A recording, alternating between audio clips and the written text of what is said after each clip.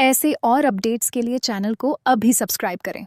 कहानी का अगला हिस्सा अस्पताल में घटित होता है, जहां एक डॉक्टर किसी को सूचित करता है कि वह बाद में समरा फुप्पो के रूप में पहचानी गई खतरे से बाहर है। एक फोन पर बातचीत भी होती है जो कहानी में आगे की घटनाओं से जुड़ी हो सकती है। शेर जमान अस्पताल में मौजूद है और उसे बताया जाता है कि उसकी उपस्थिति से गड़बड़ी हो रही है। शेर जमान इस बात पर सवाल उठाता है। डॉक्टर बताते हैं कि फहद और समरा फुप्पो दोनों स्थिर हैं और उन्हें जल्द ही कमरों में स्थानांतरित किया जाएगा। शेर जमान किसी से विनती करता है, अपनी जान पहचान का हवाला देकर जानकारी का अधिकार मांगता है, जिससे उसकी चिंता और मामले की गंभीरता का पता चलता है। एक महिला, संभवतः एक नर्स, किसी से मरीज के पास खड़े होने के लिए कहती है। दृश्य बदलता है और समरा फुप्पो होश में आती है। वह बोलती है कि उसने जहर खा लिया है और वह मर रही है। वह याद करती है कि किसी ने उससे हाथ न छोड़ने के लिए कहा था। समरा फुप्पो आगे बताती है कि फहद ने किसी को गोली मारी थी। वह दोहराती है कि हाथ मत छोड़ना और स्पष्ट करती है कि शेर निर्दोष है।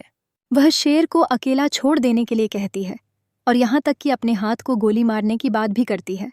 वह समरा चाची से कहती है कि वह गोली ले लेगी और बाबा को अकेला छोड़ देने और उसे संभवतः फहद या किसी और को मार डालने के लिए कहती है।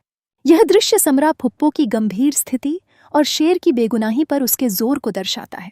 एक डॉक्टर किसी को जाने के लिए कहता है क्योंकि परिवार आ रहा है। आगे के दृश्यों में पारिवारिक तनाव और आरोप सामने आते हैं। कोई कहता है, आओ भाई। एक आदमी दूसरे आदमी से खबर पूछता है और दूसरा आदमी जवाब देता है कि डॉक्टरों ने कुछ नहीं बताया और टिप्पणी करता है कि उसकी पत्नी ने साबित कर दिया कि वह वफादार नहीं थी। एक महिला किसी से चुप रहने और अपनी माँ के बारे में कुछ न कहने के लिए कहती है। वही महिला फिर किसी अज्ञात व्यक्ति से पूछती है कि तुम वहां क्यों हो, और धमकी देती है कि उसे उसी बंदूक से गोली मार देगी जिससे उसकी माँ को मारा गया था, और तुम्हें वहां से जाने और कभी अपना चेहरा न दिखाने के लिए कहती है। कोई कहता है, बेटा बस और पानी मांगता है, जबकि दूसरा व्यक्ति कहता है, बस मैं। वह चली गई।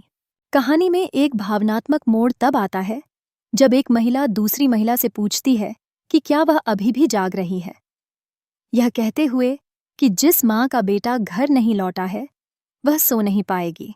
यह महिला शेर से कहती है कि उसे उस पर बहुत गर्व है। वह बताती है कि एक लड़की अपने पिता द्वारा जहर दिए जाने के बाद अपनी जान के लिए लड़ रही है और फुप्पी का पता नहीं है।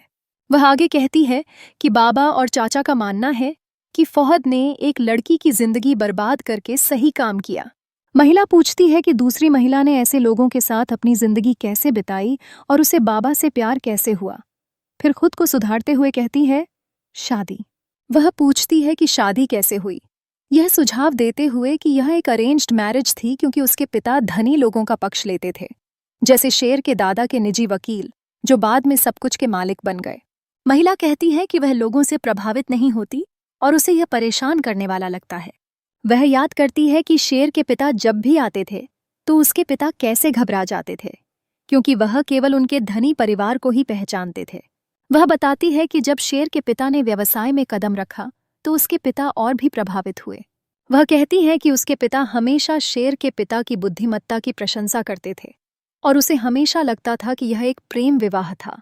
महिला स्वीकार करती है कि उसे बहुत गर्व था, लेकिन शेर के पिता और उसके पिता ने मिलकर उसका गर्व नष्ट कर दिया। वह याद करती है कि शेर के पिता ने एक बार अपनी पत्नी के शिक्षित होने की इच्छा व्यक्त की थी। वह इस बात पर भ्रमित होती है कि लोग दूसरों के धन से इतने प्रभावित क्यों होते हैं। दूसरी महिला उसे विरोध करने का सुझाव देती है, जिस पर पहली महिला जवाब देती है कि यह जरूरी नहीं है कि एक शेर की माँ भी शेरनी हो। कोई कहता है कि कपड़े बदलकर आराम करो और शुभ रात्रि कहता है। कहानी में आगे एक बच्चा रोता है। एक महिला समीर से कहती है कि वह सो जाए क्योंकि वह थक गया है और उसके पिता भी चिंतित हैं। समीर पूछता है कि उसे अपने पिता की चिंता के बारे में क्या करना चाहिए। महिला बाहर जाने का सुझाव देती है, लेकिन सारा, एक आदमी, उसे इंग्लैंड भेजने का सुझाव देता है ताकि लगातार तनाव से बचा जा सके। वह फिर उसे उनके पैरों पर बैठने के लिए कहता है ताकि वह अब्बा जी की तरह खुद को सिर में गोली मार सके और सब कुछ खत्म कर सके। बाबा कहते हैं कि दूसरा आदमी सही है, यह दुश्मनी का मामला है और वे उसे नुकसान पहुंचा सकते हैं। वह किसी से कहता है कि उसे यह अकेले में समझाए, जैसे गालिब और इकबाल। एक आदमी कहता है कि वह मजाक कर रहा था और पूछता है कि एक महिला इतना आनंद क्यों ले रही है। वह जवाब देती है कि वह उससे सीधे कभी बात नहीं करता मजाक तो दूर की बात है। महिला कहती है, नाश्ता करो।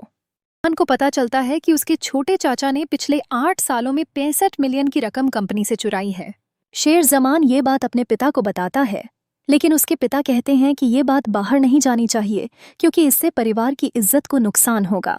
शेर जमान कहता है कि वह इस बेईमानी को बर्दाश्त नहीं करेगा और अब उसे खुद सब संभालना होगा।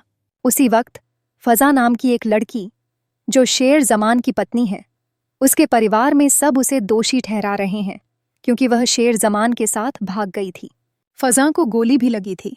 वह शर्मिंदा है और अपने परिवार का सामना नहीं कर पा रही। शेर जमान उससे बहुत प्यार करता है और उसे कहता है कि वह उसकी इज्जत और उसके बेटे की माँ है। वो कहता है कि अगर उसे कुछ हो गया तो उसकी जान भी चली जाएगी।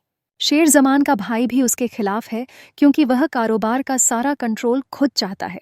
उसके चाचा और परिवार के कुछ लोग भी उसे कारोबार और परिवार से बाहर करना चाहते हैं। बाबा को एहसास होता है कि शेर जमान ही परिवार को बचा सकता है। वो उसे समझाते हैं कि अब उसे परिवार और कारोबार की जिम्मेदारी खुद संभालनी होगी। शेर जमान अपने पिता से बहुत प्यार करता है और कहता है कि वह हमेशा उनके साथ रहेगा। इस सब के बीच शेर जमान को कारोबार, परिवार और अपने प्यार को बचाने के लिए कई मुश्किलों का सामना करना पड़ रहा है। परिवार में साजिशें हो रही हैं, लेकिन वह डटा हुआ है।